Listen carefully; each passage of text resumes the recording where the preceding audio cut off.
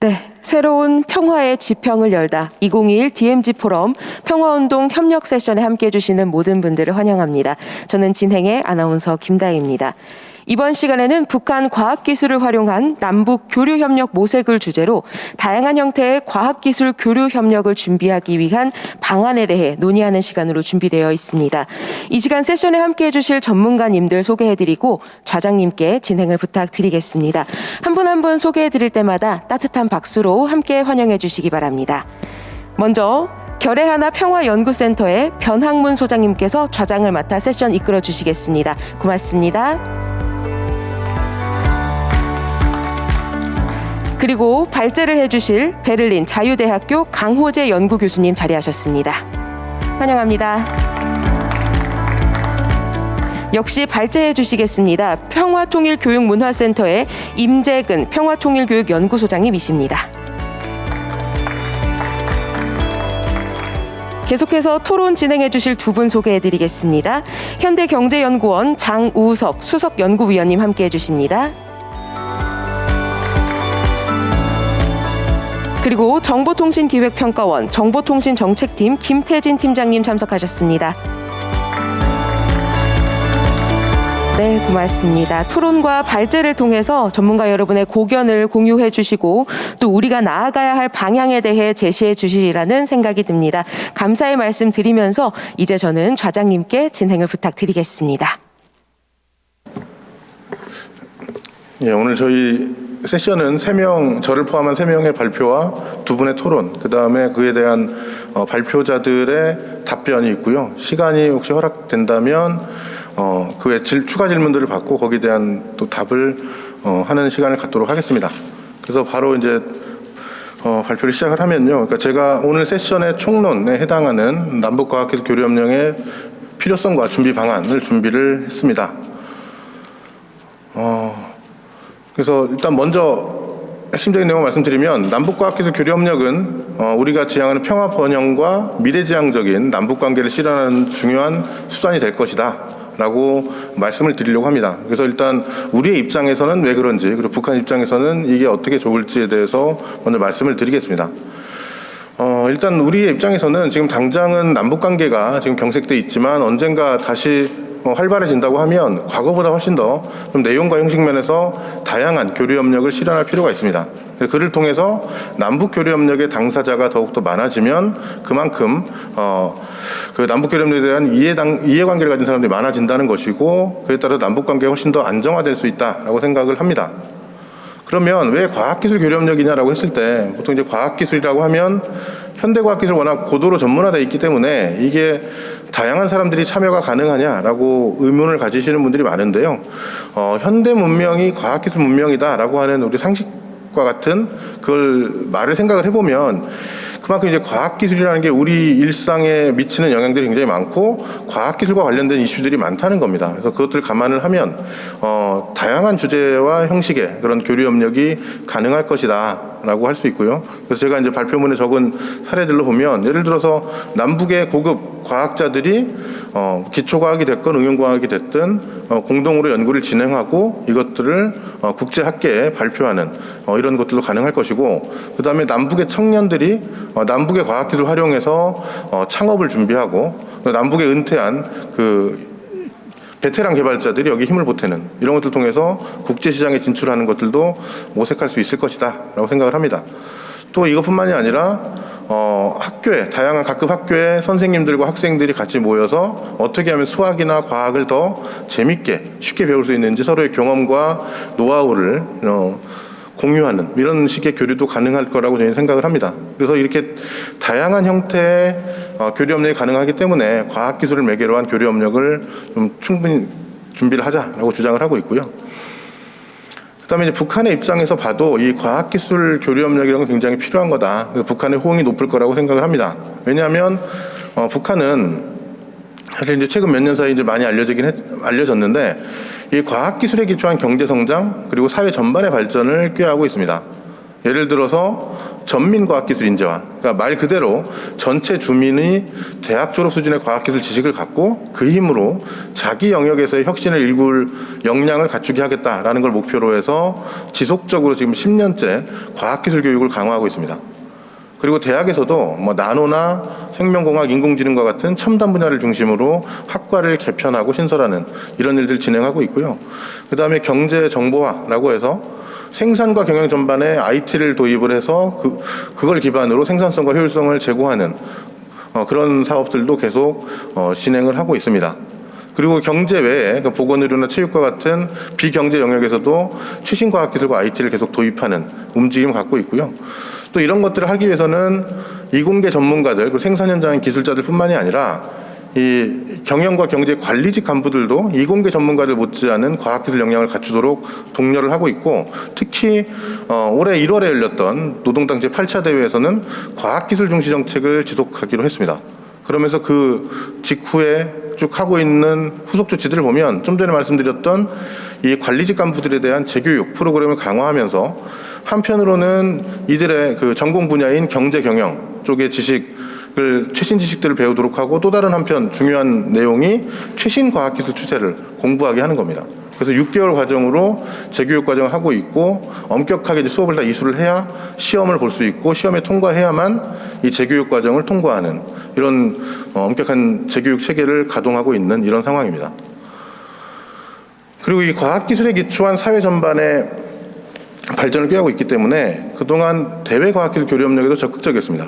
예를 들어서 자신들이 좀 뒤처져 있는 분야, 이런 쪽에서는 선진과학기술을 도입하기 위해서 굉장히 적극적이었고, 어쨌건 세계 시장 진출을 준비를 해야 되기 때문에 자신들이 새로운 기술 제품을 개발하는 데 있어서도 국제 표준을 적극적으로 도입을 하고 있고요.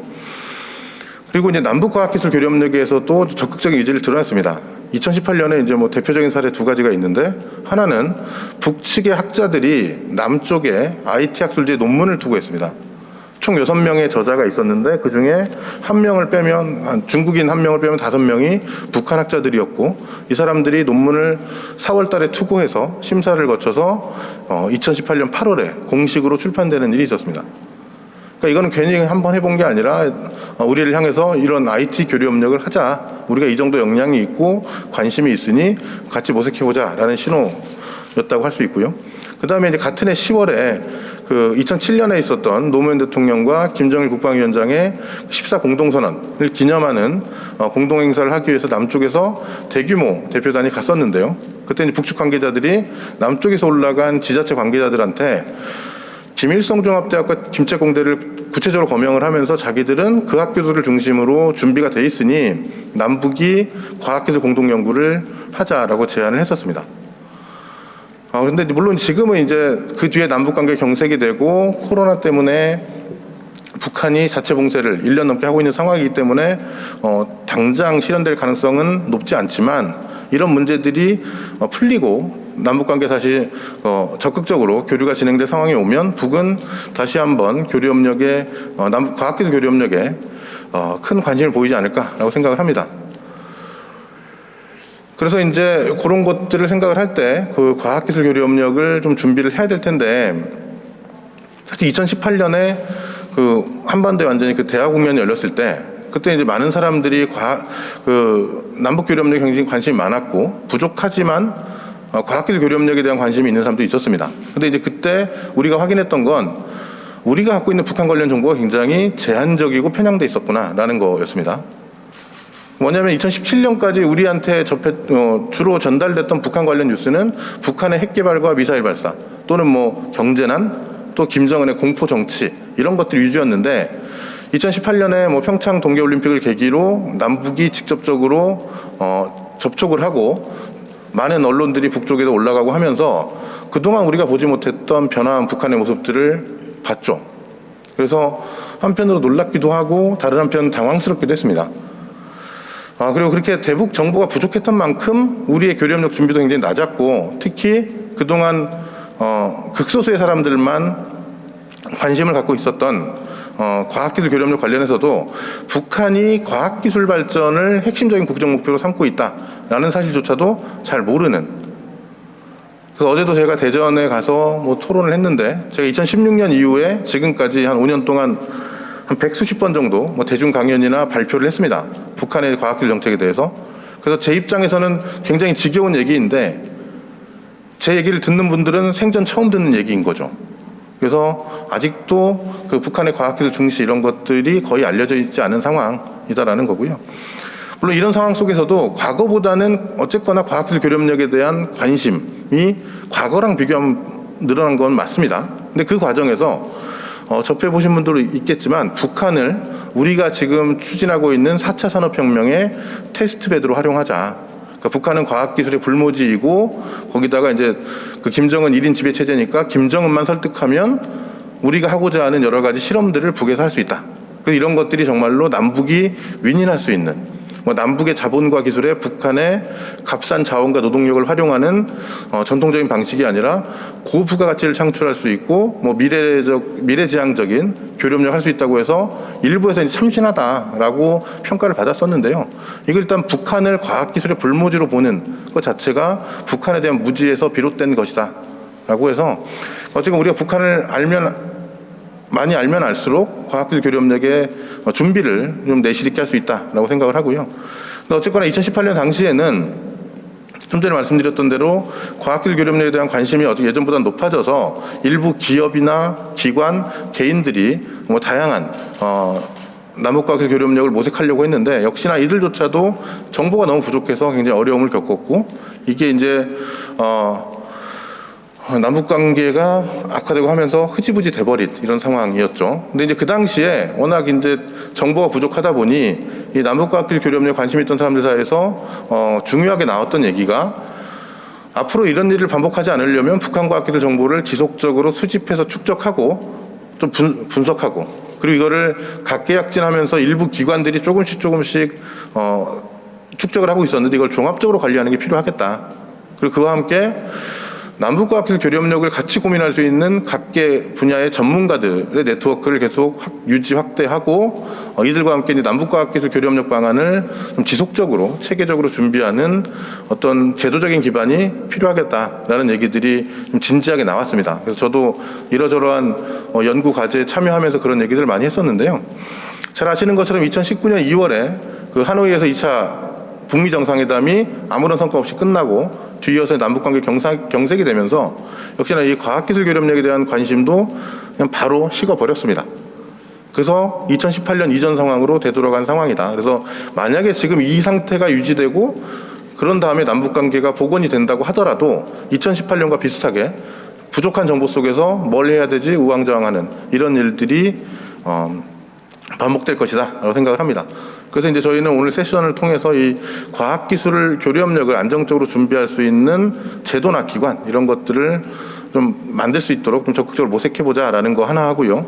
그 다음에 그런 기반들을 가지고 뭔가 실효성이 있는 교류협력 방안을 준비하자. 그리고 대북 제재 때문에 안 되는 게 되게 많다고 하지만 제재하에서도 가능한 교류협력 방안들이 있으니 이런 것들을 적극적으로 모색해보자라는 취지로 오늘 세션을 마련을 했고요. 그래서 좀 더 구체적인 얘기들은 제 다음 발표해 주실 두 분이 제안을 해드리도록 하겠습니다. 그래서 일단 제 발표는 이렇게 마치고요. 그 다음으로 이제 남북 과학기술을 매개로 한 남북과학기술 교류협력 방안 중에 어떤 수학과 과학 교육과 관련해서 베를린 자유대 강호재 교수님께서 수학과학 남북 교차 강의 및 이러닝 공동 개발에 대해서 발표를 해주시겠습니다.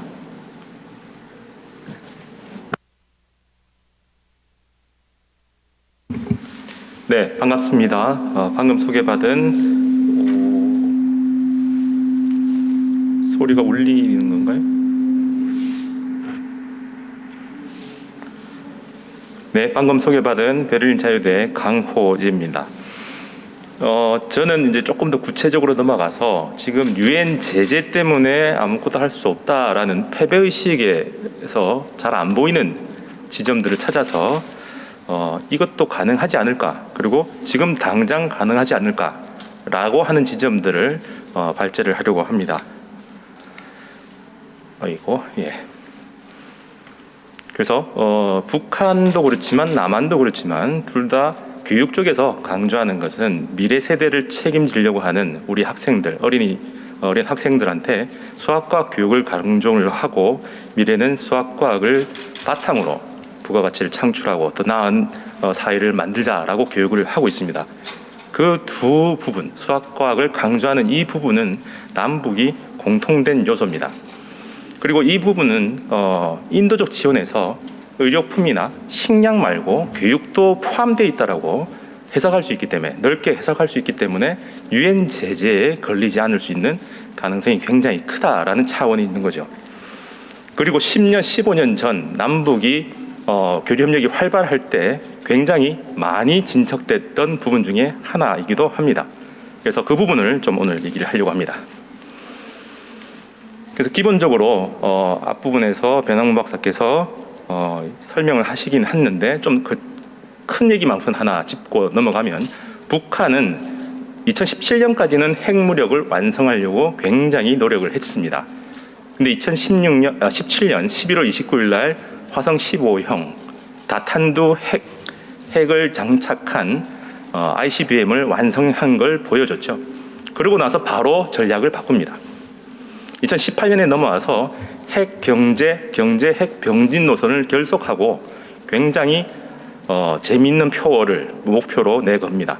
과학으로 비약하고 교육으로 미래를 담보하자. 과학과 교육이 우리의 이제 구체적인 목표다라고 선언을 한 거죠. 그리고 2019년, 20년 넘어오면서부터 자력갱생을 강조하면서 그 구체적인 방안으로 과학기술과 인재, 그리고 계속적인 혁신을 강조하기 시작합니다. 우리가 생각했던 것보다 북한은 과학기술과 교육에 더 초점을 맞춰서 경제발전 전략을 수립하고 있었던 거죠. 그래서 올해 초에 있었던 당대회에서 8차 당대회에서 이제 과학기술과 교육은 그냥 부분 중에 하나가 아니라 모든 영역에서, 사회, 경제 모든 영역에서 과학기술과 교육을 중심으로 대책을 마련하고 정책을 수립하라라고 방침을 정했습니다. 그래서 이제 북한 전 영역의 정책은 과학기술과 교육을 기반으로 수립되고 추진되고 있다는 거죠. 그래서 그럼 교육 부분을 조금 더 들어가서 보면 2012년에 김정은 위원장이 최고 지도자가 된 바로 다음 해에 선언을 합니다. 새세기 교육혁명, 21세기를 맞이해서 산업혁명도 해야 된다라고 2009년부터 얘기했지만 교육혁명도 해야 된다고 이제 2012년에 선언을 한 거죠. 그러면서 교육 연한을 11년에서 1년 늘려서 의무적으로 학생들은 전부 다 나라에서 12년 교육을 책임지겠다라고 합니다. 시간만 늘리는 게 아니라 내용도 바꿉니다. 수학과 교육을 강조하는 거죠. 그러면서 조금 전에도 설명했다시피 굉장히 충격적인 목표를 내겁니다. 아마 우리나라 사람들 중에 수학과학 좋아하는 사람 거의 없을 겁니다. 그래서 전 국민의 이과화를 추진하는, 이제 예외 없이 모든 사람들은 수학과학 교육을 필수로, 그것도 우리로 따지면은 2 수준으로, 과학 1이 아니라 과학 2 수준으로 다 배워야 된다라고 나온 거죠. 그래서 조사를 해보니 수학, 물리, 화학, 생물, 지구공학만 빠졌습니다. 거기서 정보기술 과목의 수업 시수가 30%가 넘어갑니다. 고등학교 수준에서. 그것도 우리는 1, 2로 구분을 하는데 1이 아닌 2 수준까지 넘어갑니다. 제가 교과서를 분석을 다 해봤더만 상당히 수준이 있더라는 거죠. 그 수준 있는 얘기도 지식 전달형, 이걸 막 외우라고 강요하는 그런 구성이 아니라 학생들한테 탐구와 토론을, 관찰을 강조하는 포맷으로 바뀌었습니다. 그래서 지식을 전달하는 양은 좀 줄었지만 토론을 활성화시키고 과학적 추론을 훈련시킬 수 있는 그런 교과 과정으로 바뀌고 있다는 거죠. 그래서 아예 교육 체계, 학교 체계, 그리고 교과서 참고서까지도 다 바꾸는 그런 작업에 들어갑니다. 그래서 1단락 지금 됐고 두 번째 단계로 넘어가고 있는 게 교육혁명 분야입니다. 더 충격적인 거는 교구 교재가 없을 거라고 추정했는데 모든 선생님들한테 의무사항으로 지시가 내려옵니다. 각자 가지고 있는 교환, 옛날 교환을 다 버리고 새로 다 짜라. 그러면서 문제은행에 해당하는 그런 데이터베이스까지 다 만들어라. 그리고 전문가들을 고용을 해서 교구, 그다음에 시스템까지 다 만들려고 하는 거죠. 그래서 이런 변화가 일어나고 있는 것 전 세계에서 많지 않다라고 생각이 듭니다. 전 세계에서 지금 줌으로 코로나 때문에 줌으로 원격 강의를 많이 하고 이러닝을 개발을 많이 하고 있습니다. 하지만 이걸 수익을 내고 있는 데는 거의 없습니다. 만약에 있다면은 한국의 인터넷 강의가 엄청나게 유명하죠. 그래서 인터넷 강의로 학생들이 집에서 학원 혹은 양질의 수업을 받을 수 있는 시스템, 이게 그나마 수익을 내는 산업으로 자리 잡았다라고 해도 과언은 아닌데, 그 정도의 규모의 버금가는 변화를 이끌고 있는 북측도 상당히 많이 진척돼 있다라는 판단입니다. 그래서 수학과 교육의 중심으로 그러면 뭐 할 수 있냐, 이런 북한의 정책과 지금 전 세계 수학과 교육의 변화를 읽어냈을 때 두 가지를 제안할 수 있습니다. 하나는 남북의 선생님들이 서로의 학생들을 바꿔서 강의를 하자라고 하는 남북 교차 강의를 제안을 하고요. 그리고 하나 더 나아가서, 여기까지는 예전에도 논의가 조금은 됐었지만 진척되다가 말았는데, 하나 더 넘어가서 산업으로 가자는 거죠. 이러닝, 원격 교육을 공동 개발해서 가자. 마치 이것들은 또 첨단 과학이 들어가고 수학, 물리, 특히 핵을 개발하는 물리가 들어갔기 때문에 안 될 거라고 생각할 수 있지만 교육이라는 겁니다. 그리고 북한으로 뭔가를 넣어주는 게 아니라 북한에서 가지고 나오는 거기 때문에 이거는 충분히 설득력이 있다라는 겁니다. 그래서 교차 강의로 넘어가 보면 기본적으로 선생님을 바꿉니다. 그럼 누가 신날까요? 학생들이 신나죠. 우리 선생님이 아닌 다른 참신한 새로운 언어를 쓰는 새로운 방식의 교육을 하는 학생들이 오기 때문에 우선은 주목을 끌 수 있습니다. 호기심을 끌 수 있습니다. 그러면 교육의 성과는 반 이상 성공하는 거라고 볼 수 있습니다. 그래서 남쪽 선생님이 북측 학생한테, 북측 선생님이 남측 학생들을 가르치자라는 게 기본 취지입니다. 근데 이게 제가 얘기한 처음이 아니라 이미 2005년, 6년쯤에 신동엽이 씨가 사회를 봤던 남북 어린이 알아맞히기 경진대회를 했습니다. 이때는 북측에서 방송되어 있던 알아맞히기 경진대회 녹화 프로그램을 들고 와서 교차 편집을 합니다. 그래서 다시 편집을 하기 위해서 남쪽에도 똑같은 쌍둥이 스튜디오를 만들어 놓고, 약간 어색하지만 양쪽이 서로 대화도 주고받는 듯하게 학생들은 똑같은 네탑을 가지고 서로 얘기를 주고받습니다. 북측 학생이 열심히 하고 있는데 남측 학생도 뭐 하고 맞췄다라고 하는 이런 장면들을 교차 편집을 합니다. 교차 편집을 할 게 아니라 우리는 아예 교차 강의를 하자라는 게 제 제안입니다. 그리고 저는 항상 한 발짝 더 나아가서 요 다음 산업으로 가자라고 오늘 제안을 드립니다. 그래서 이게 가능하다라는 거고요. 그럼 남쪽은 누가 할 거냐? 말은 중고등학교 선생님인데 제가 아는 중고등학교 선생님들은 대부분 재미가 없기 때문에 학원 선생님들, 그 다음에 EBS 강사, 혹은 정말 유명한 말 잘하는 과학자들, 이 남쪽 선생님이 돼서 북측 학생들을 가르치고요. 북측은 세계적으로 유명한 과학자들이 꽤 많습니다. 젊은 사람부터 해서 물리, 화학, 생물, 이렇게 수학까지, 코딩까지 유명한 과학자들이 꽤 있습니다. 그 사람들이 나와서 강의를 하면 좋지 않을까? 뭐 때문에? 호기심 끌라고. 그리고 학생들한테 미래의 수학과학을 하면 이렇게 좋다라고 하는 다양한 언어로 메시지를 전달하려고 하는 거죠. 자, 여기서 또 항상 자기 검열을 하는 사람들이 많습니다. 이것도 안 되는 거 아니야?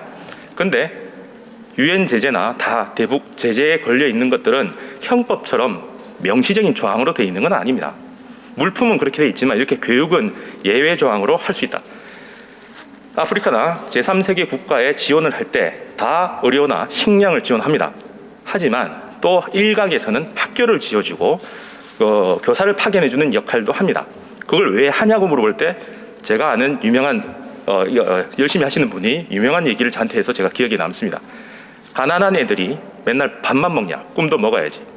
그걸 설득을 해내면, 이게 무기의 전용이 안 된다고만 설득을 해내면 저는 가능하다고 봅니다. 유엔 대북제재위원회의 결의문도 기본적으로 핵무기에 전용되는 이라는 수식어가 붙은 것들을 교리하지 못하게 금지 품목으로 넣어놨습니다. 그래서 교육은 미래의 꿈이다. 그리고 미래 젊은 학생들의 식량이다라고 하면서 우리가 지원을 하고 같이 하자라고 하면 저는 설득될 거라고 봅니다. 그리고 하나 더, 작년까지는 달랐지만 지금 어떻게 남북이 막혔는데, 그래서 제가 있습니다. 저희 학교에서 북측하고 교류협력을 하고 있고, 재작년에는 김일성 종합대학 학생들이 겨울방학 때 계절학기를 듣고 갔습니다. 그러면 만약에 남북이 잘 안 된다 하더라도 그냥 제가 남쪽 학생들을 교류를 하고 또 북측하고 교류했는데 우연찮게 같이 만났네 해도 되지 않을까. 상상력은 어쨌든 여러 가지로 가능하다고 봅니다.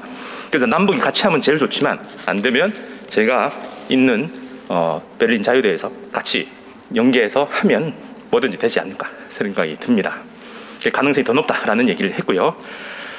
그래서 기본적으로는 강의 형태가 세 가지를 생각합니다. 제일 좋은 거는 상호 방문을 해서 실강을 하는 게 제일 좋을 수 있습니다. 하지만 강의하는 입장에서는 가보는 입장으로 가고 싶지만 교육 효과는 선생님이 굳이 나타난다고 항상 좋은 거는 아닙니다. 엄마가 옆에 지켜보고 있는다고 공부 열심히 하는 건 아니죠. 그래서 이거는 실강을 할 때는 실물이 중요한, 즉 실험이나 그 실제로 보여주는 그런 것들을 할 때는 효과가 있지만 오히려 선생님이 라이브로 영상을 최대한 잘 만들어서 보여주는 것도 효과가 있는 방법입니다. 그래서 지금 못 가잖아요. 그리고 코로나잖아요. 그래서 원격으로 라이브로 가자. 라이브로 간다면 현장 선생님과 강의하는 선생님을 따로 둡니다. 지금 줌 강의에서 제일 문제는 현장 따로 선생님 따로 움직인다는 게 제일 문제인데 현장에서 학생들과 눈높이를 맞추는 현장 선생님 그리고 컨텐츠를 책임지는 강의하는 선생님을 이원으로 분리해서 가자는 거죠. 그리고 또 하나는 시간이 다 돼가는데요. 좀 더 해도 되죠? 원격 강의 중에서는 녹화 강의도 가능하다고 봅니다. 그러면은 화면 구성을 좀 더 효과적으로 만들 수 있지 않을까라는 겁니다. 그래서 여기서는 남쪽에서 게임을 되게 잘 만들죠. RPG 게임 같은 걸 만드는 걸 집어넣고 AI를 활용하고 증강현실, 현실과 그래픽을 혼란스럽게 만들어서 아이들한테 가상현실, 과학은 가상의 이미지를 가지고 교육하는 게 효과가 좋기 때문에 그걸 활용하면 더 좋은 강의가 되지 않을까라는 거고요. 내용은 당연히 교육이기 때문에 학교 수업과 연계되고 싶은데 이게 부담이 됩니다. 그리고 완결된 코스가 되니까 장기 연속된 강의가 되는데 부담되죠. 그래서 처음은 이게 아니고 특별 강좌 형태로 방과 후 수업 정도 수준에서 한두 번으로 그냥 끝나는 거로 가고요. 만약에 그것도 안 되면 그냥 동기부여 수로 갑니다. 비교과 영역에서 최고 과학자가 추천하는 물리를 잘하는 법, 수학을 잘하는 법, 그것도 안 되면 기억을 3분의 100개 하는 법, 속도법, 북에서 또 그것도 잘합니다. 속도법 이런 것도 가르쳐주면서 왜 우리가 수학과 공부를 해야 되는가, 미래를 어떻게 꿈꾸는가, 나는 어려울 때 어떤 생각을 했는가를 강조를 해서 아이들한테 동기부여를 시키면 좋지 않을까라는 생각입니다.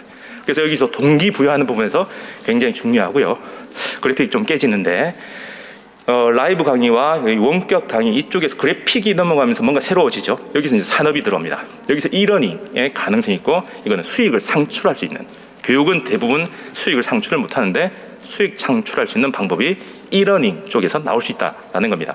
그래서 느낌표에서 하지 못했던 부분들을 이제 제안을 하려고 합니다. 이러닝은 15년, 20년 전부터 조금씩 되고 가까운 받고 있는데 성공한 케이스는 이제 거의 별로 없죠. 줌 정도가 지금 많이 가까운 받고 있는데 이유는 두 가지입니다. 두 영역이 합쳐지지 못했기 때문입니다. 하나는 교육 전문가가 들어와야 되는데 교육 전문가는 IT를 몰라요. 그런데 개발할 수 있는, 시스템을 개발할 수 있는 IT 전문가들은 또 교육을 모릅니다. 그래서 한쪽으로만 강조하다 보니 두 영역이 만나는, 결합되는 하이브리드에 해당하는 이 이러닝이 성과를 못 내는 그런 제한이 있는 겁니다. 근데 지금 남북이 같이 하자라고 했을 때는 이 두 개의 제한을 극복할 수가 있다는 거죠. 그래서 교육용 영상에 남쪽이 잘하는 게임 만드는 기술, 북이 잘하는 컴퓨터 그래픽을 가지고 영상 만드는 기술, 그리고 남쪽에서 디바이스를 만들고 북한에서 소프트웨어를 만들고, 그래서 가상현실을 만들어서 학생들한테 미래 세계 혹은 과학의 세계를 눈으로 딱 볼 수 있게 해주면 좋지 않겠나. 그리고 가장 중요한 거, 교육 콘텐츠가 굉장히 많이 부족합니다. 교육 콘텐츠가 충분하면 RPG 게임의 그 다양한 롤들이 학습의 영역에서 다 가능해집니다. 그러면 개인별 맞춤 학습 프로그램이 가능해진다는 거죠. AI를 집어넣고 하면 풍부한 콘텐츠 안에 개인 맞춤형이 가능해지면 학생들이 흥미도 더 좋아지지 않겠냐라는 겁니다. 이건 북측에 선생님들이 열심히 하고 있으니까 우리도 쓰면 되지 않느냐와, 북측도 하고 있지만은 좀 디바이스는 약합니다. 남쪽에서 디바이스를 해서 장갑을 끼고 고글을 끼고 3차원 영상을 4차원 영상을 체험하면서 공부를 하고 게임하듯이 공부를 하다가 미션을 완성하면 그냥 문제가 풀리는, 거기 영역도 갈 수 있는 영역이라는 거죠. 그래서 이 부분에서 남북이 동등한 위치에서 만날 수가 있다는 겁니다. 교육도 똑같고 기술 수준도 거의 똑같습니다. 장단점만 살짝 다를 뿐입니다. 그러면 남북이 특히 북한의 기술을 활용해서 남북이 만나서 산업을 만들어서 세계로 진출해서 전 세계로 시장에서 우리가 석권할 수 있지 않을까 싶은 생각입니다. 이상입니다. 네,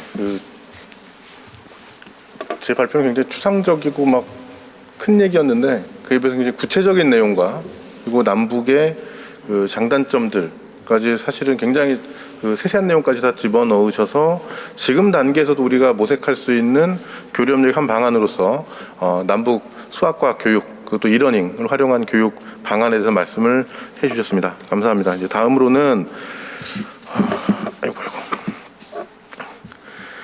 평화통일교육연구소 임재근 소장님께서 역시나 이제 과학기술 교류협력과 관련된 방안을 해주실 텐데요. 지금 해주실 내용은 이제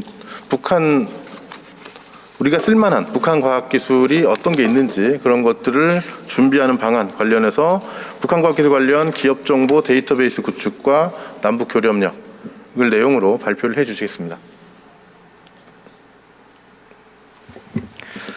네, 평화통일교육연구소 임재근입니다. 그 남북 과학기술 교류 협력의 필요성에 대해서는 우리 변형무 박사님께서 총론적으로 잘 말씀을 해주셨고요. 우리 강호재 교수님께서는 그 중에서 이제 그 교육 분야에 좀 특화시켜서 어떻게 좀 활용할 것인가를 말씀해 주셨습니다. 저는 이 과학기술의 최종 이제 목표인 어떤 이제 기술이나 이 상품들에 대해서 북한에서 좀 만들고 있는 이런 기술과 상품들이 어떤 수준인지 우리는 얼마만큼 알고 있는지를 좀 확인하기 위해서 이제 구체적인 조사를 좀 실시를 하였습니다. 북한의 왜 과학기술 분야의 남북 교류협력이 중요한지는 서두에서 우리 변형문 그 박사님의 그런 말씀이 있었습니다. 지금 그리고 강호재 교수님께서도 북한이 이 과학으로 이제 어떻게 좀 비약하려는지에 대한 말씀을 해주셨죠. 그러면서 전민 과학기술 인재화라는 것이 현재 북한에서 지금 내세우고 있는 하나의 이제 그 국가 성장을 위한 하나의 이제 모토다라고 좀 말씀을 해주셨습니다. 그래서 전 인민들이 어떤 이제 그 고등 교육을 과학에서 받은 정도의 어떤 이제 수준을 얻을 수 있도록 하고자 하는 게 북한의 목표인데, 이것을 이제 대외적으로 홍보하기 위해서 북한에서는 여러 가지 이제 그 방안들, 그다음에 그 프로그램들을 진행했는데요. 저는 그 중에서 북한 최대의 무역 박람회라고 할 수 있는 평양 국제 상품 전람회에 좀 주목을 해봤습니다. 이 평양 국제 상품 전람회는 1996년에 이제 시작을 해서 2004년도까지는 매년 봄철에 한 차례씩 진행을 하다가요. 2005년부터는 가을철 박람회를 이제 신설해서 1년에 이제 2차례씩 정기적으로 진행하고 있는 이제 최대 규모의 이제 무역 박람회가 되겠습니다. 그래서 이제 보통은 한 4, 5일 정도 이제 이 박람회를 좀 진행을 하고요. 하루에 9시간 정도 이 박람회를 운영을 하고 있습니다. 초창기에는 이제 외국의 어떤 기업들이 참가하는 경우들이 없기 때문에 좀 대내적인 성격이 좀 강했으나 2000년 들어서 외국 기업들, 외국 국가들의 참여들이 좀 늘어났고요. 현재는 보통 뭐 10개에서 15개 정도, 그리고 이 나라에서 뭐 적게는 한 225개국에서 275개국 정도로 257개 정도의 기업들이 참여를 하고 있습니다. 그래서 저는 이제 어떤 일들을 작업을 했냐면요. 가을철 박람회가 시작됐던 2005년부터 2020년까지 북측의 주요 매체들을 모니터링을 해서 이곳에서 이제 그 국제 상품 전람회라는 키워드를 갖고 있는 기사들을 좀 검색을 해봤습니다. 그래서 노동신문, 그다음에 민주조선, 그다음에 조선신보, 통일신보 이 네 매체들을 좀 분석을 해서 여기서 어떤 것들을 좀 찾아냈냐면요. 우선은 여기에 참가하고 있는 기업에 대한 정보들을 먼저 찾아봤고요. 그리고 이 기업에서 출품하고 있는 상품 또는 기술 뭐 이런 것들이 어떤 것들이 있는지, 그리고 기업에서 어쨌든 상품이든 기술을 개발하는 것은 사람이지 않겠습니까? 그리고 이제 강호재 박사님께서도 말씀하셨듯이 이 인재들의 중요성들을 우리가 확인할 수 있는 것은 그 기업에서 어떠한 인물들이 이런 제품 기술 개발에 참여했는지를 좀 살펴봤습니다. 그리고 나머지 기타 정보에서 구체적으로는 이렇게 8가지의 어떤 정보들을 이제 추출을 해내는 작업들을 진행했습니다. 매체별로 제가 이제 유효하게 얻었던 정보들은요, 기업 명단은 한 158개 정도를 이제 확보를 했고요. 그 중에서 이제 기업 정보들, 상품 정보들은 677건을 추출을 해냈습니다. 가장 많은 기사들은 이제 민주조선에 있었고, 두 번째 조선신보와 노동신보는 비슷한 수준이었습니다. 그런데 이제 이것을 모니터링하고 이제 조사를 해보다 보니 기사에 이제 패턴들이 좀 나오더라고요. 그래서 전람회가 시작되기 전에는 이런 전람회가 이제 진행된다. 예고 기사. 그다음에 외국 기업들 대표단들이 이제 도착을 했다. 그리고 전람회가 이제 개막을 했고, 그다음에 그 전람회 기간 동안 외국 대표단들이 평양의 어떤 시설들을 참관했다. 이런 기사들이 있었고요. 그다음에 전람회가 지금 진행되고 있다라는 것을 간단하게 소개를 하고 있었습니다. 그리고 전람회가 끝난 후에 대표단들이 귀국한 소식. 그다음에 귀국 이후에는 이 전람회에 참가했던 그 외국 대표단들이 나는 이러한 그 이제 경험을 했다라고 해서 참관기를 기록을 하고 있긴 하지만 어떤 이제 이 전람회나 상품에 대한 이야기보다는 북측의 어떤 이제 홍보성 이런 글들이 가장 많았고요. 전람회 성과 이 부분이 가장 제가 원하던 그 정보들이 가장 많았습니다. 그래서 이것을 매체별로 유효한 정보와 어떤 그 이제 그 정보들이 있는 것들을 한번 다시 나눠서 봤더니 기사는 민주조선이 가장 많았으나 실제 제가 원했던 기업의 정보, 그다음에 기술의 정보, 상품의 정보, 인물의 정보들은 거의 없었습니다. 그래서 이제 살펴보면 민주조선이 186건의 기사들이었는데 전람회 성과라는 것을 이제 알려주는 기사는 3건에 좀 불과했고요. 가장 많은 이제 보도를 했던 것은 조선신보였습니다.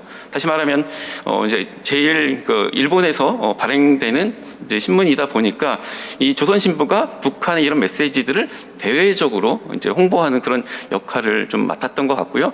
그리고 나머지 이제 그 기사들에서는 그냥 단순한 단신에 대한 정보들이었고, 가장 제품, 그다음에 기업, 인물들의 정보는 전람회 성과와 관련된 이 부분의 기사들이 많았습니다. 그러다 보니 조선신보가 그 중에서 가장 큰 비중을 차지했다.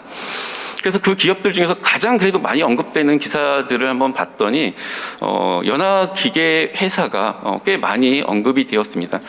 2006년 2차 평양 가을철 전람회부터 해서 2012년도까지 총 9차례 정도 언급이 되었는데요. 이 회사 같은 경우는 최근에는 좀 정부에서 좀 사라졌습니다. 이것은 기사에서만 사라졌다라는 거지 아예 박람회에 출품하지 않는다는 것은 아니다라고 좀 볼 수 있고요.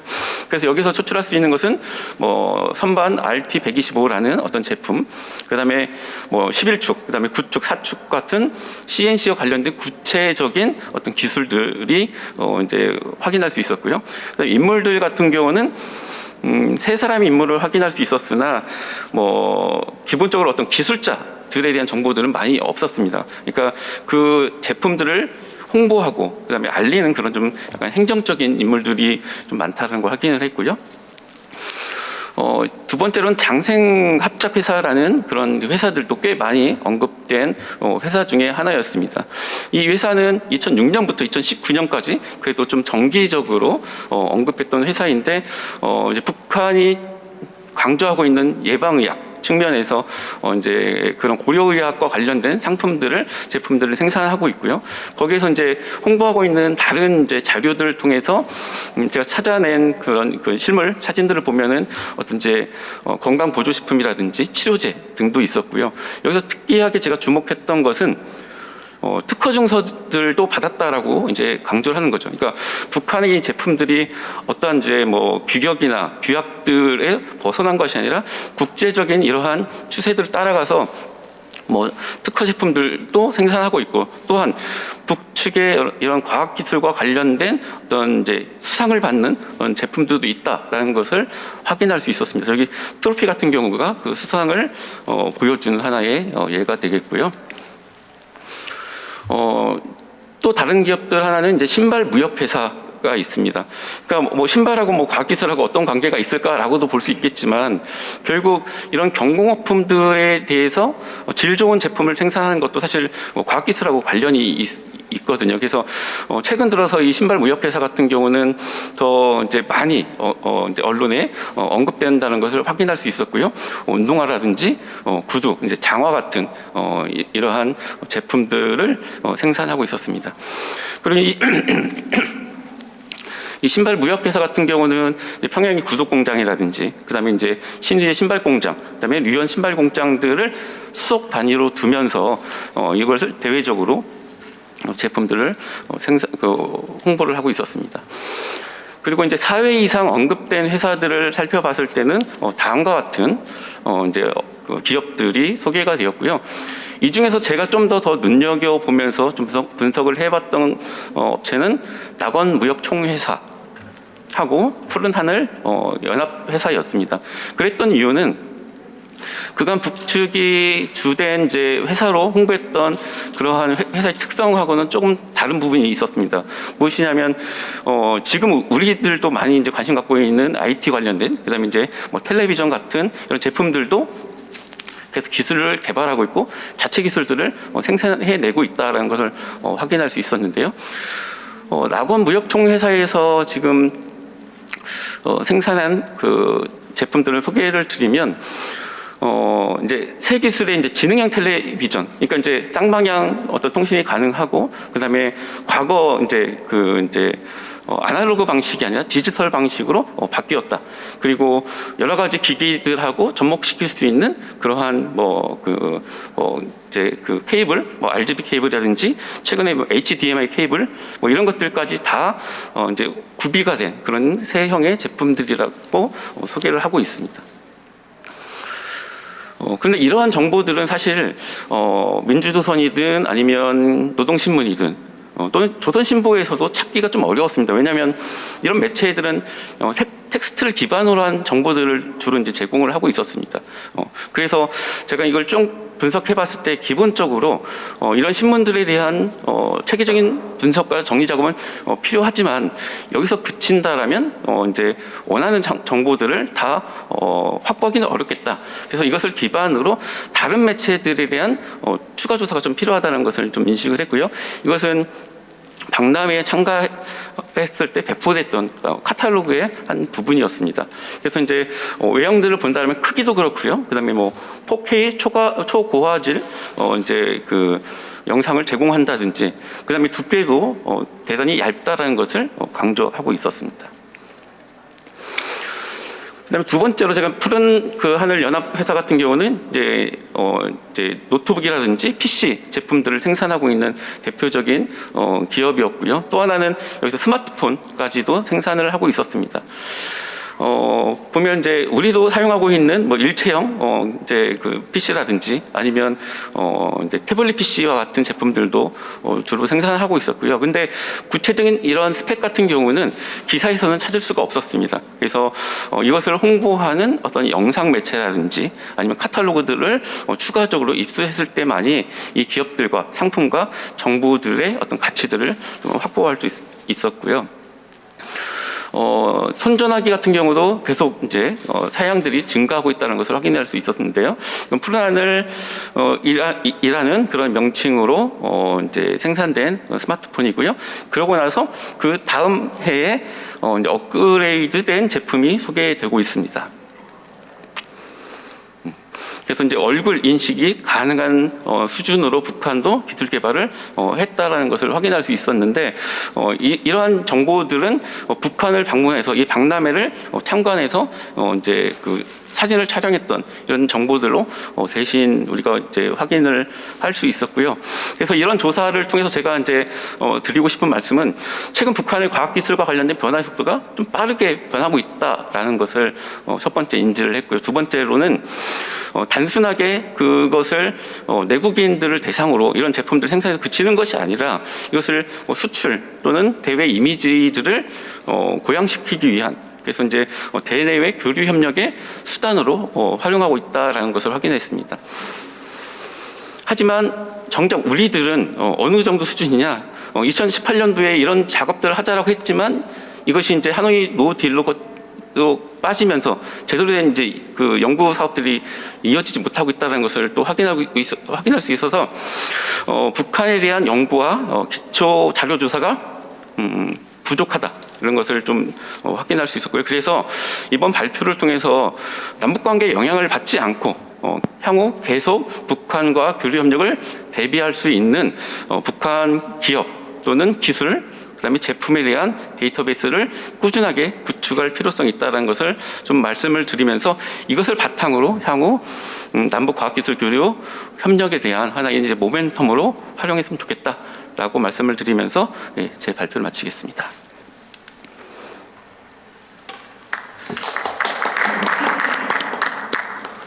네, 북한 관련 정보가 굉장히 제한되어 있다고 하지만 어쨌거나 임재근 박사님께서 지금 우리가 노력만 하면 접할 수 있는 그런 조각조각 정보들 속에서 유용한 정보를 어떻게 뽑아낼 수 있는지 잘 보여주셨고요. 끝부분에 말씀하신 대로 우리가 과학기술 협력을 좀 더 내실 있게 준비하려면 이런 것들을 좀 더 많이 접할 수 있는 이런 여러 가지 기반들이 마련돼야 되겠다라는 말씀을 해주셨습니다.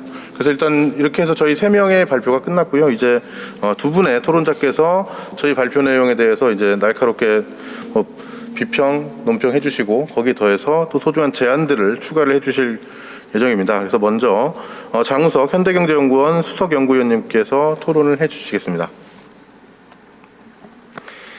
예, 세 분 말씀 잘 들었습니다. 제재 상황에서도 우리가 지금 준비할 수 있는 것들을 놓치지 않고 차근차근 준비해 나가자라고 하는 변학문 소장님 말씀 잘 들었고, 강우재 박사님 원격 교육 수학과 과학 중심으로 한번 모색해 보자는 말씀, 그다음에 임재근 소장님 생생한 기업 정보 DB 구축과 관련된 말씀들 잘 들었고요. 이러한 내용들이 지금 시기에 좀 답답해 보이는 상황이긴 하지만은 이런 시기에 미리미리 좀 준비해야 될 내용이다라고 생각을 합니다. 과학기술을 통한 남북 교류라는 주제가 아직은 많이 생소합니다. 남북 교류가 뭐 개성공단이나 금강산 이렇게 관광이나 이런 쪽에서 먼저 시작을 해서 그런지 과학기술이라는 타이틀을 가지고 교류를 하자라는 게 아직은 익숙하지 않은데, 가만히 생각해 보면은 이 부분이 상당히 좀 먼저 시작될 수 있는 중요한 분야라는 생각이 들어요. 근데 제가 오늘 들으면서 좀 한 가지 생각을 했던 거는, 과학기술 교류라는 게 사실 조금 더 쪼개서 보면은 이게 이제 주체 측면에서 한 3가지 정도로 좀 나누어서 접근할 필요가 있겠다는 생각이 듭니다. 우리나라 모든 정책이 그렇지만은 이제 정부 부처를 기준으로 나누어 볼 수도 있고, 예를 들어서 흔히 이제 학연산이라고 하는 게 과학기술과 관련된 세 주체라고 보여지는데, 뭐 대학, 그 다음에 연구기관들, 그리고 세 번째로는 기업들, 이제 국내에서도 이 학연산이라고 하는 세 주체가 어떻게 연계할 것인가가 중요한 과제인데, 대학 같은 경우는 교육부가 주무부처로 되어 있고, 여러 연구기관들 같은 경우는 과학기술정보통신부, 그 다음에 기업들 같은 경우는 산업통상자원부하고 중소벤처기업부, 이게 이제 주무부처로 나뉘어져 있잖아요. 그러다 보니까 우리가 이제 과학기술 교류를 하자라고 했을 때 물론 뭐 통일부, 과기부 생각이 나겠지만은 교육부도 관련이 될 것이고 산업부나 중기벤처부도 관련이 될 것이다. 그래서 학연산이라고 하는 세 주체를 놓고 이렇게 세로 축에는 남쪽에 대학, 연구기관, 기업을 놓고 가로축에는 북축에 대학, 연구기관, 기업을 놓는다면은 이제 3곱하기 3 9개의 칸이 만들어질 거고, 남쪽의 대학과 북쪽의 대학이 먼저 교류할 수 있는 틀, 예를 들면 아까 이제 원격 교육 많이 말씀하셨는데 지금 대학생들 다 집에서 수업 듣거든요. 온라인으로 수업 듣는데 남쪽에 있는 대학과 북쪽에 있는 대학이 현재 다 만들어져 있는 커리큘럼 중에 뭐 3학점 정도를 교차 인증하게끔 한다라고 한다면은 이거는 뭐 제재와 무관하게 지금 당장 다음 학기부터도 시작할 수 있는 게 아닌가. 근데 이 문제가 물론 이제 모든 교류 협력과 관련된 주무부처가 통일부로 돼 있긴 하지만은 이 부분은 교육부에서 나서 가지고 참가할 수 있는 대학들에게 나름의 지원을 해주고 문제를 풀어 나간다면은 첫 번째 대학과 대학의 칸에서는 하나의 사업들이 좀 만들어질 수 있을 거라고 좀 보여지고, 이게 당장은 이제 원격으로 뭐 학점 인정 정도로 시작을 하겠지만은 나중에 대학 같은 경우는 이제 뭐 학생 방문 교수 뭐 이런 제도도 있을 수가 있을 것이고, 좀 더 본격화가 된다면 이제 상호 간의 연구 주제를 뭐 공동으로 관심 있는 주제를 연구하는 뭐 장비를 활용해 가지고 할 수 있는 그런 공동 연구, 지금 교육부나 과기부에서 국제 공동 연구라고 하는 타이틀로 해 가지고 외국에 있는 대학과 국내 대학이 공동으로 연구 개발하는데 자금을 지원하는 제도들이 있습니다. 그런 것들을 남북에도 남북 공동 연구, 남북 공동 R&D 자금 지원 이런 방식으로 간다면은 대학뿐만이 아니라 대학과 연구기관, 그러니까 남쪽의 대학과 북쪽의 연구소 또는 남쪽의 국책연구기관과 북측의 대학 이렇게 파트너십을 맺고 연구 개발을 할 수 있는 그런 프로그램도 가능하지 않겠는가라고 좀 생각이 되고, 사실 이제 그 기술의 실용화 관점에서 그 TRL이라고 하죠. 기술 완성도가 좀 낮은 쪽, 기초연구 쪽은 아무래도 대학이나 또 연구기관들이 많이 하고, TRL 789로 가는 상용화 단계에 있는 기술들은 이제 산업부하고 중소벤처기업부가 연구개발을 지원해서 기업들이 상용화하는 쪽으로 많이 좀 지원을 하는데, 이것도 한번 매칭을 좀 해본다면은 남쪽에 있는 기업들이 북쪽에 있는 대학이나 연구소하고 연계를 맺어서 문제를 풀어나갈 수 있는 방법들도 있을 거라고 봐요. 물론 남쪽에 있는 기업들이 남쪽에 있는 대학과 남쪽에 있는 연구소하고는 많이 지금 교류를 하면서 여러 가지 이제 도움들을 많이 받고 있습니다. 문제 해결형 R&D라고 해서 중소기업이 닥쳐 있는 애로를 풀기 위한 문제를 해결을 이제 대학이나 연구소가 해주는 경우들이 있는데, 이 부분을 북쪽에 있는 대학이나 연구소에서 지원을 받게끔 하고 남쪽에 있는 기업들한테 그 비용을 뭐 바우처로 정부가 제공하는 그런 방식으로도 문제를 풀어나갈 수 있을 거라고 보고, 역으로 북쪽에도 기업소, 아까 이제 방금 임재근 선생님 말씀하신 데서 봤듯이 여러 가지 기업소들이 있습니다. 그런 기업소들도 당연히 북쪽에 있는 대학과 북쪽에 있는 연구소들과 연계를 맺고 기술 개발을 할 텐데, 북쪽에 있는 아까 낙원 TV 만들었던 그런 회사들과 남쪽에 있는 대학과 연구소와 교류를 하면서 또 기술의 지평이 넓어질 수 있는 그런 가능성도 있다고 보여져서, 저는 앞으로 남북 과학기술 교류를 함에 있어서 주체를 중심으로 좀 쪼개가지고 본다면 각 주체들마다 그 교류 협력을 하는 목적과 동인이 다 다를 거라고 봐요. 기업들은 원가 절감, 마케팅 또는 기술력 향상 이런 걸 위해서 움직일 수도 있고, 대학들 같은 경우는 논문 개수를 늘린다든지 연구 범위를 늘린다든지 학생 수 감소에 대응한다든지 다들 각자 가지고 있는 동인이 다를 텐데, 그 주체들이 스스로 느끼는 동인에 의해 가지고 교류가 이루어져야지 계속 지속 가능하다라고 좀 생각을 하고 있고, 아까 이제 학연산 세 주체 말씀드렸는데 추가로 최근에 이제 2개 정도를 좀 같이 고민할 필요가 있다 생각이 들어요. 하나는 지자체가 최근에 굉장히 중요한 플레이로 많이 나서고 있습니다. 과거에는 산업정책이 산업별로, 섹터별로 이루어졌는데, 요즘에는 산업정책하고 지역개발정책이 많이 매칭돼서 가는 식으로 이제 흘러가고 있어요. 지방 분권화 추세도 있고, 지역별 특화산업이 나누어지는 추세도 있고, 그래서 각 지역별로 특화를 가지고 있는 연구기관, 지금 이제 연구기관도 다 지역 분산이 되어 있기 때문에 각 지역이 가지고 있는 연구기관과 기업을 토대로 해서 지자체들도 중요한 플레이어로 좀 나설 수밖에 없는 상황이다 하나 말씀드리고, 또 하나는 우리 이제 기업 얘기하면 흔히 민간 기업만 고민을 하는데, 그 도로공사나 토지주택공사나 발전자 회사들, 가스공사 이런 공사 형태의 기업들도 연구개발 굉장히 많이 하고 있고, 그런 부분들이 이제 남북 간의 과학기술 교류함에 있어서 또 놓치지 않아야 될 하나의 플레이어다라고 좀 보시면 될 것 같습니다. 아까 강호재 교수님 말씀하신 그 일원인 굉장히 감명 이렇게 많이 들었는데, 지금 국내에서도 이러닝 플랫폼들이 굉장히 많이 활성화되어 있고 뭐 멀티캠퍼스나 휴넷이나 이제 연구원이 만든 크리에이티브 같은 여러 가지 플랫폼들에서 뭐 법정 의무 교육도 수행하고 있고 뭐 정보 보안 교육, 성희롱 예방 교육, 소방 안전 교육, 그다음 기업 승진 교육, 어학 교육, 일반인 평생 교육, 뭐 인문 사회과 콘텐츠를 엄청나게 많이 깔려 있습니다. 이런 것들도 깔려 있는 플랫폼을 그 계정만 열어주면은 저희들이 지금 바로 교류가 가능하기 때문에 이런 것들을 북쪽에 뭐 몇 개 계좌를 열어 가지고 줄 수 있는 방식으로 지금 바로 진행할 수 있는 그런 것들이 좀 준비되어 있다는 말씀 드리면서 제 토론 여기서 마치도록 하겠습니다. 감사합니다. 예, 토론 감사합니다. 일단 뭐 과학기술 교류협력이라고 하지만 어쨌거나 학연산이라고 하는 주체 그리고 그와 관련된 정부 부처들까지를 염두에 두면서 좀 나눠보자고 제안하시면서 구체적인 사례들을 굉장히 많이 제안을 주셨고요. 발표자로 모실 걸 그랬습니다. 네.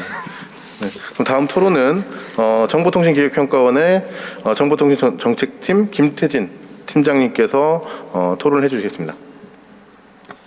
예, 반갑습니다.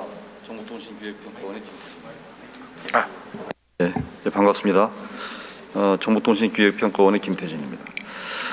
발표해 주신 내용들 잘 들었습니다. 강호재 교수님의 원격 강의, 교차 강의에 대한 내용 아주 감명 있게 들었고요. 또 임재근 소장님의 북한 기업의 실질적인 정보, 세부적인 상황들에 대해서 잘 들었습니다. 중요한 핵심, 오늘 아침에 한미 정상회담에서의 결과 발표가 오기 직전에 들리고 했는데 중요한 것은 북한에 대한 제재를 어떻게 회피할 것이냐, 그리고 회피할 수 있는 내용과 그 방법들을 어떻게 구현할 것이냐가 우리가 가장 중요한 내용이라고 봅니다. 근데 문제는 시도조차 해보지 않는 것이 가장 큰 문제라고 봅니다. 조금 아까 토론을 해주셨던 우리 장훈식 님께서도 말씀을 해주셨습니다만, 정부에는 지금 엄청나게 많은 과학기술과 관련된 제도와 예산이 있습니다. 이 다양한 방식으로 진행되고 있는 이 과학기술 관련 우리나라의 예산은 현재 세계 5위 수준입니다. 이미 작년도에 20조 원을 넘어섰고요. 여기에 단 1% 정도만이라도 남북 과학기술 협력, 과학기술 예산으로서 할애한다면 매년 한 2천억 정도 예산이 책정될 수 있다고 봅니다.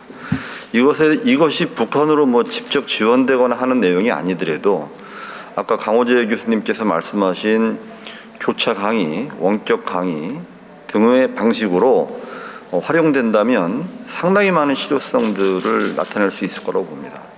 수학과 물리에 대한 교차 강의, 또 원격 강의가 우리가 일상적으로 이루어진다면 교육 방식과 교육 내용에 대한 검증과 새로운 가능성을 저희는 볼 수 있을 거라고 생각을 하고 있고요. 저희가 지금 북한도 물론 네트워크 시설이나 이런 것들이 잘 돼 있겠습니다만, 저희 남한에서도 이 통신과 네트워크 시설이 세계 최고라고 얘기하고 있습니다. 이러한 것들을 서로 살려서 활용할 수 있는 방법들을 찾아본다면 아주 좋은 사례들이 나올 거라고 봅니다. 2019년도에 한국 소프트웨어 정책연구소에서 발표한 내용에 따르면 북한의 소프트웨어 인력은 한 2만 명 정도라고 당시 분석 보고를 했습니다. 그 중에서 한 1,000명 이상은 세계 최고 수준의 소프트웨어 인력들을 보유하고 있다라고 얘기했고요. 2000년 3월 달에 인도에서 열린 코드 셰프 대회, 세계적인 대회죠. 경진 대회인데 여기서 북한 학생들이 나가서 세계 1위를 했습니다. 물론 그 전에도 했습니다만, 저는 이러한 대회들을 아까 강호재 교수님께서 말씀하신 남북 교류 학습과 내용들을 연장선상에서 커리큘럼과 내용에 대한 컨텐츠에 대한 챌린지 대회도 필요하다고 보고요. 또 학생들이 직접 참여하는 물리, 화학, 수학에 대한 이런 챌린지 대회도 저는 가능하다고 봅니다. 이것이 제재하고 문제가 있을 이유가 없고요. 실질적으로 이걸 통해서 아주 세부적인 관심과 호응도가 촉발될 수 있을 거라고 봅니다. 조금 아까 그리고 우리 장우석 수석님께서 말씀해 주셨는데 정부에는 국제 공동 연구라고 하는 프로그램들이 있습니다. 이것은 만약에 우리가 또 캐나다에 있는 대학과 국제 공동 연구를 한다고 하면 캐나다의 정부는 캐나다의 대학에 대해 예산을 지원하고요. 저희 정부는 저희 대학에다가 지원을 합니다. 연구비를. 그리고 공동된 테마와 주제를 가지고 서로 협력해서 연구한다는 테마를 가지고 각각의 나라에다가 지원하는 것이기 때문에 남북 공동 연구에 있어서도 남한의 돈이 북한 대학에 직접 지원되거나 북한의 돈이 남한의 대학에 직접 지원되거나 하는 내용들이 없이 서로 서류의 조건으로서 목표를 만들어갈 수 있다고 봅니다. 디지털 교육 콘텐츠가 많이 만들어질수록 강호재 교수님께서 말씀하신 교차 교육과 원격 교육에 대한 실효성은 아주 높아질 거라고 보고 있고요. 저희는 그러한 것들이 지금 통일부에서 만들어지고 있는 기준 이외에 각 정부 부처, 특히 지자체가 우선적으로 실증적으로 좀 일을 만들어냈으면 하는 바람이 있습니다. 올해 2021년 DMZ 포럼에서 평화운동과 관련된 여러 가지 세션들이 진행되고 있습니다만 내년에 이 행사에서는 실질적인 결과물로서의 챌린지 대회가 함께 이루어졌으면 하는 바람이 있습니다. 그리고 임재근 박사님께서 설명해 주신 북한의 기업 정보 내용들, 지금까지의 강력한 북한에 대한 대북 제재, 경제 제재로 인하여서 북한에서는 자체적인 기술과 노력과 노하우를 가지고 여러 가지 경제적, 기술적 토대들을 만들어 보면 사실 우리가 기술의 고도화 발전을 해나가는 데 있어서 특히 소재 부품 장비 산업에 있어서는 그동안에 자체적으로 준비했었던 기술 노하우와 특허에 대한 활용 가능성과 이런 가능성들은 대단히 높을 거라고 보고 있습니다. 그래서 그러한 것들에 대한 과감한 기업 정보 그리고 과학기술 정보, 수준 정보에 대한 조사들을 각각 해야 되지 않겠느냐. 저희도 북한에 대한 내용들을 좀 정책적으로 준비하고 조사해야 될 필요가 있고 같이 무엇을 협력할 것인가의 테마에 대한 내용들을 미리미리 준비를 좀 해야 될 필요가 있다고 봅니다. 그리고 서두에 말씀드렸다시피 제재라고 하는 것에 묶여서 아무것도 하지 않는다라면 사실은 나중에 한꺼번에 문제가 좀 이렇게 급진전되었을 때 할 수 있는 일이 아무것도 없다고 보고 있고요. 특히 과학기술과 관련된 협력이 실질적인 문제를 해결하는 데 상당한 도움이 될 것이다. 그리고 제재와 무관하게 할 수 있는 다양한 방식들을 구현할 수 있을 것이다 라고 보고 있습니다. 강호재 교수님께 발표해 주신 내용과 관련돼서 혹시 온라인 오프라인에 대한 교육 방식 이외에 다양하게 챌린지 대회로 확대 발전할 수 있는 방안들도 혹시 고민하고 계신지 질문 추가 드리고 싶습니다. 이상입니다. 수미 일관하게 제재 회피를 어떻게 할 것인가 그 방안을 모색하고 그걸 실현을 해야 된다. 그래서 아무것도 시도하지 않고 제재 얘기만 하고 있으면 아무것도 되지 않는다부터 시작을 하셔서 우리 과학기술 예산의 1%를 투입해서 준비하자부터 해서 굉장히 구체적인 말씀들을 훌륭한 제안을 많이 해주셨고요. 역시 현장에서 오랫동안 활동하신 경험들이 묻어나오는 것 같습니다. 그럼 이렇게 토론은 일단 마치고요. 시간이 지금 충분한 상황인데 토론자들께서 제기해 주신 내용들 관련해서 제가 답변 드릴 건 없을 것 같고요. 구체적인 내용을 발표해 주신 강호재 교수님과 임재근 박사님께서 차례대로 토론 내용 관련해서 추가로 하실 말씀들이 있으시면 말씀해 주시면 되겠습니다. 예, 제가 우선 먼저 조금 말씀을 드리겠습니다. 제가 강조는 시간 배분은 교차 강의에 더 드렸는데 산업적으로 저는 그 이러닝에 더 관심을 끌지 않았을까 싶었는데 두 분이 그 얘기를 전혀 안 해주셔서 살짝 섭섭하기는 합니다. 예. 그리고 지금 오늘 얘기가 잘 생각을 해보면 두 분의 토론자분들은 통일 쪽 얘기보다는 산업에서 그리고 과학기술 정책이나 연구를 하시는 분들이라 이렇게 열려 있는 게 아닌가라는 생각이 좀 듭니다. 우리나라에서 지금 그 다른 부분들은 내용으로 부처 담당이나 이런 것들이 분류가 돼 있는데 북측으로 넘어가면은 모든 영역은 통일부로 귀속이 됩니다. 근데 통일부 안에는 과학기술을 담당하거나 그거를 이해하고 정책으로 녹여내려는 시도가 별로 안 보인다는 거죠. 직원들도 별로 없다고 제가 들었고요.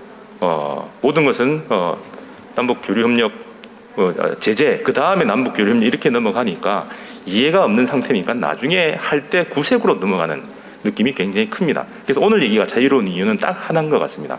통일부의 영역에 과학기술이 들어간 게 아니라 과학기술 영역 안에 통일, 북한의 얘기가 들어가면 논의가 굉장히 자유로워지고 풍부해지고 실천 가능한들이 나오는 게 아닌가 싶습니다. 실제로도 뭔가 준비할 때 북한의 과학기술은 다른 데서 하지 마라는 얘기도 나올 정도라고 제가 들었습니다. 그렇게 해서는 안 되는 거죠. 근데 거꾸로 북측에서는 요구는 끊임없이 오늘 아까도 2018년에 방북했던 사람들한테도 그런 얘기가 나왔고 남북연락사무소 개성에 있었던 폭파됐던 거기에서 북측이 끊임없이 얘기했던 것들도 과학기술과 관련된 무언가를 하자였습니다. 남쪽에서 하기를 기대했던 같이 하겠다고 요구를 했던 북측의 조건은 과학기술이었습니다. 그리고 교육이었죠. 근데 그걸 받아줄 주체가 아무것도 없는 거죠. 그래서 저는 뭐 학자 입장으로서 정부 부처의 그 흐름은 잘 모르겠지만 왜 과학기술을 과학기술에서 안 다루고 통일부에서는 또 안 다룰 거면서 못하게 하는가? 그러면 지방정부로 가면 똑같을까? 그러면 뭐 저는 할 말 없습니다. 근데 지방정부가 조금 다를 수 있다면, 경기도가 좀 다를 수 있다면 부처를 통합해서 초월해서 북한의 과학기술을 다루려고 하는 정도가 있으면 좋지 않을까 생각이 듭니다. 그래서 예산이 저는 좀 몰랐는데 정부 R&D 자원의 1%만 줄이면 2천억, 저희 학교 예산이 정확히는 모르지만 저희 학교 수준에서 지금 정보센터, 도서를 다 구입을 하고 디지털로 만들어서 검색할 수 있는 걸 만들고 하자라고 하는데 학교의 한 과가 할 수 있다고 하는 거죠. 그래서 제가 들어가서 하고 있고 저는 열심히 한 10년, 20년 동안 꿈꿨던 그런 정보센터 만들고 그걸 가지고 가공해서 넘어가 보자라고 하는데 하나의 과가 할 수 있는 일들이었습니다. 근데 남쪽에서는 어디도 그걸 하겠다고 나서는 데가 없더라는 거죠. 나서면은 돈 없어? 왜 우리가 해? 딱 두 가지입니다. 돈이 없는 거는 그 부처가 거기다 쓸 부처 혹은 그 예산이 없는 거고 왜 우리가 해? 라는 거는 과학기술이지만 통일부 영역에서 해야 돼 라는 칸막이가 있었던 거라고 봅니다. 그래서 그것만 만약에 벗어내면 챌린지, 구글에서 합니다. 구글에서 하고 있는 그 챌린지대에 북측에서 참가하죠. 그럼 북측에서 안 할 이유가 없고 구글에서 하고 있는 건데 우리 정부가 혹은 우리 기업이 겁내할 필요는 없다고 봅니다. 안 하려고 하니까 핑계를 대니까 핑계가 목적이 아니라 안 하겠다는 게 보이니까 북측도 거부를 하고 아무도 생각을 안 하는 게 아닌가 싶습니다. 그래서 그 핑계거리 혹은 칸막이를 벗겨내면 다양한 시도 가능성들이 보이고 실제로 성과를 낼 수 있지 않을까 생각이 듭니다. 짧게 할게요.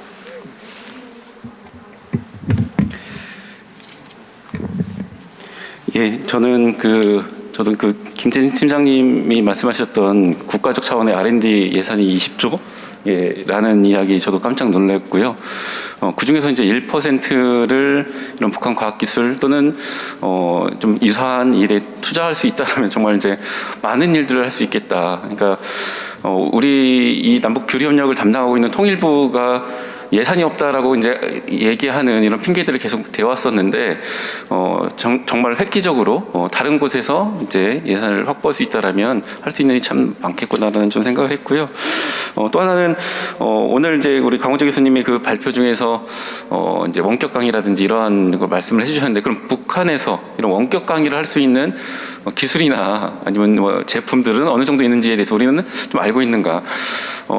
이미 많이 뭐 이렇게 그 의료 분야에서의 원격 뭐 진료라든지 또는 뭐 이렇게 내각 회의 같은 경우도 화상으로 진행했다라는 보도들은 있지만 구체적으로 그 북한에서 쓰고 있는 이런 기술과 어떤 제품에 대한 정보들은 우리가 좀 많이 갖고 있지 못하거든요. 그래서 이런 것들을 계기로 좀 데이터베이스를 좀 구축을 할 필요가 있겠다는 생각이 들고요.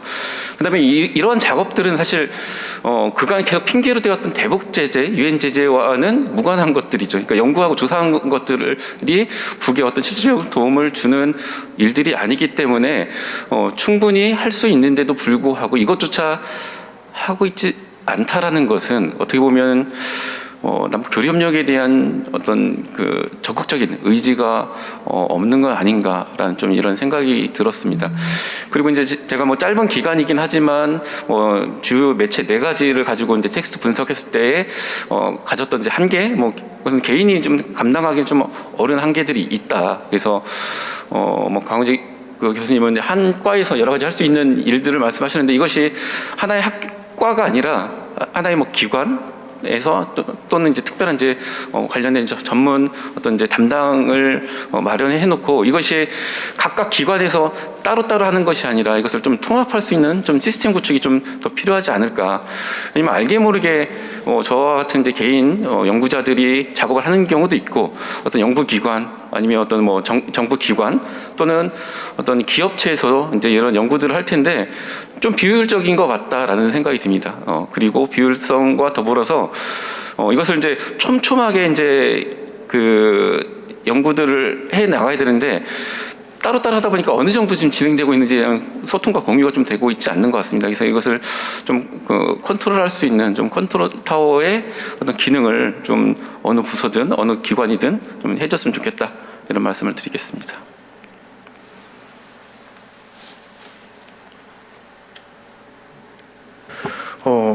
사실은 제가 아까 제가 뭐 드릴 말씀 없다고 쓱 넘기고 뒤에 좀 전에 두 분 하셨던 그러니까 부처의 문제나 이런 것들을 추가로 말씀드리려고 했는데 두 분이 그 말씀을 다 해주셔서 근데 이제 좀 전에 임재근 박사님 말씀하셨던 여러 이제 그 다양한 주체들이 각자 준비를 해온 것들이 분명히 있고요.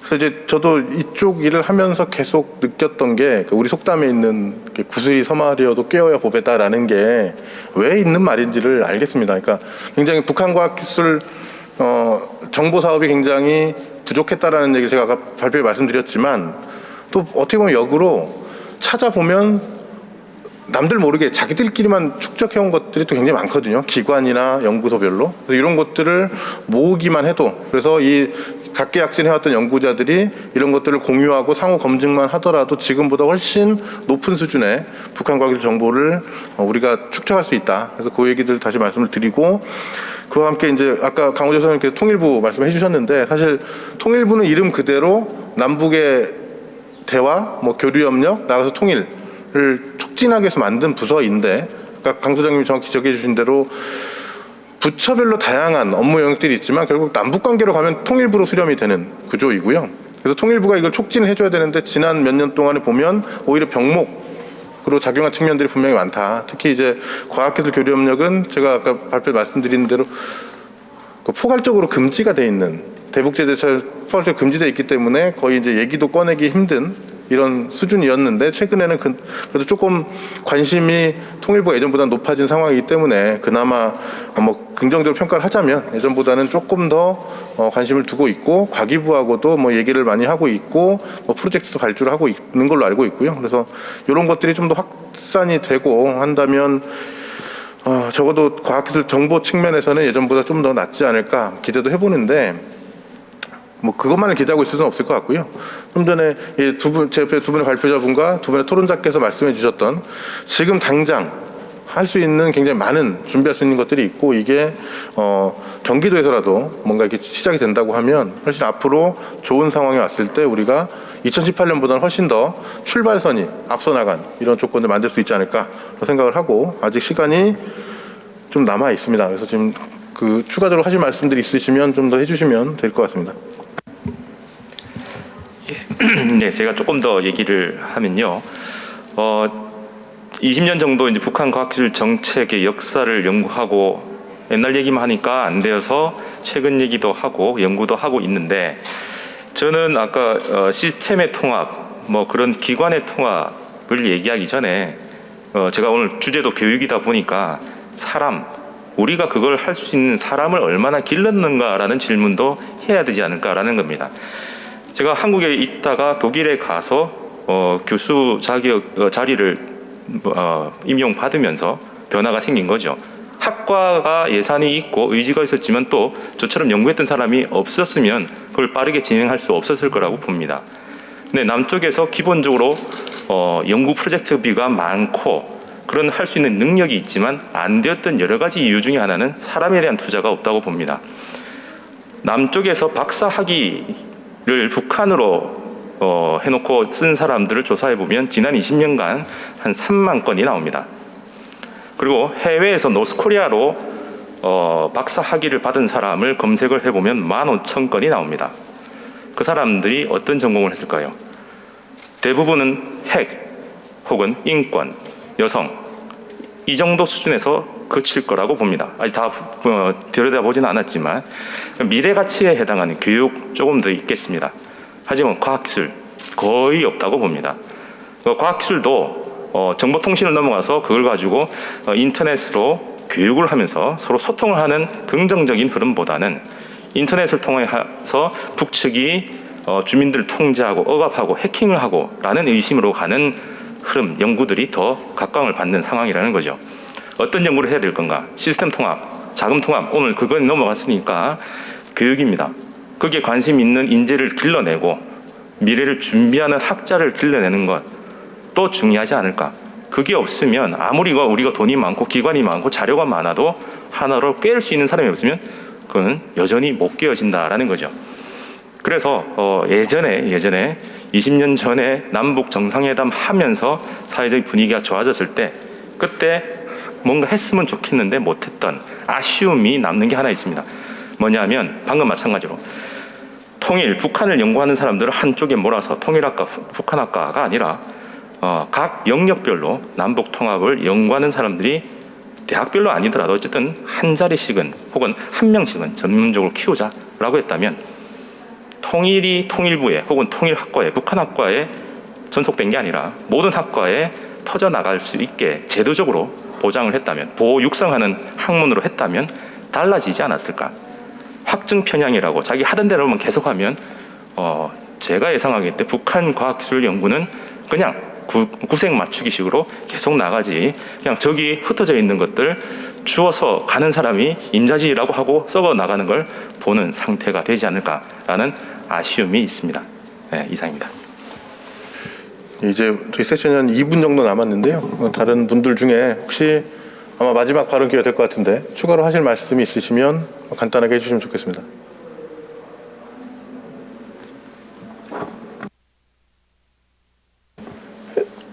장우석. 저희 연구소에서 이제 정부 여러 부처, 그다음에 여러 지자체들하고 다양한 연구들을 수행을 하는데 사실 알게 모르게 다양한 부처 또 다양한 지자체들에서 남북 교류 시대를 본격적으로 열렸을 때를 사전에 대비하는 그런 준비들을 알게 모르게 많이들 하고 있습니다. 근데 그런 것들이 이제 많이 알려지고 교류하고 그러지 않아서 그렇지 꼭 통일부가 아니더라도 다양한 부처의 그 국제 협력을 담당하는 부서가 모든 부처에 다 있듯이 남북 교류를 담당하는 부처를 모든 부처에 다 두는 것, 모든 지자체에 남북 교류를 담당하는 부처를 다 두는 그러한 체제로 좀 가야 되지 않는가 하는 생각을 좀 해봅니다. 이상입니다. 네. 예, 제가 아까 말씀 중에 우리나라 국가 R&D 예산 20조, 그중에 1% 2천억, 통일 과학기술 협력 연구에 배정 이런 얘기를 했는데 미국에도 보면 SBIR이라고 스몰 비즈니스 중소기업에 대한 지원 예산을 국가의 법령으로 5%를 할 수 있도록 돼 있습니다. 그래서 모든 연구기관이나 부처들이 연구를 할 때 중소기업과 관련된 협력 연구에 대한 예산을 의무적으로 반영하도록 되어 있습니다. 이것이 아직 시기상조이고 어려울 수는 있겠지만 아까 말씀하신 대로 그러한 노력과 의지들을 어떻게 만들어내고 사회적 합의점을 도출해내느냐가 가장 큰 의제인 것 같고요. 중앙부처가 사실은 입장이 어려운 상황들이 있습니다. 그런 면에 비하면 경기도와 같은 지자체에서의 역할과 의지, 노력은 더욱더 크게 빛을 발할 수 있을 거라고 봅니다. 오늘 이 자리를 계기로 더욱더 발전된 평화운동에 대한 과학기술 협력 체계가 만들어지길 희망합니다. 네, 고맙습니다. 남북 간의 교류 방법 중에 과학기술을 활용해서 지속 가능한 개발과 또 우리가 공동 번영으로 나아가는 해법에 대해서 제시를 해 주셨습니다. 그간 연구해 오신 성과와 또 귀한 의견들을 나눠주심에 다시 한번 5분 전문가들께 감사의 말씀 드립니다. 끝으로 큰 박수 보내주시면 감사드리겠습니다. 5분 귀한 의견 고맙습니다.